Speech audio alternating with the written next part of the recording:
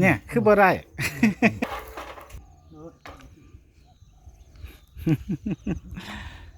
เท่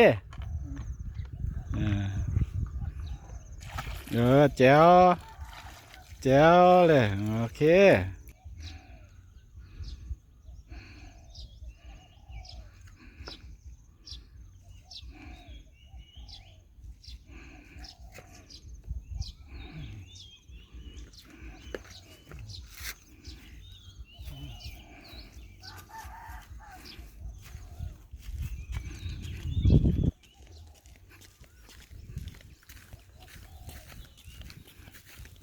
กะวิถี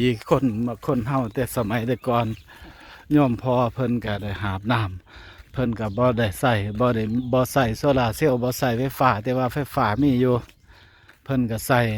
การออกกำลังกายไปนำเบิ่งกล้ามพอเป็นมัดๆอยู่เพิ่นเห็นบ่เพิ่นได้หาบน้ำไปบ้านเพิ่นถือว่าออกกำลังกายไปน้ำไปพอย่างไปเรื่อยๆ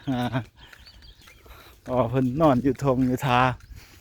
บ้านเพิ่นอยู่ทงอยู่ท่าอยู่ทงไห้ทงหน้าเพิ่นอยู่ดีสบายดีเห็นบ่มันย่างไปทงไปทาเพิ่นย่างไปบ้านเพิ่นพูน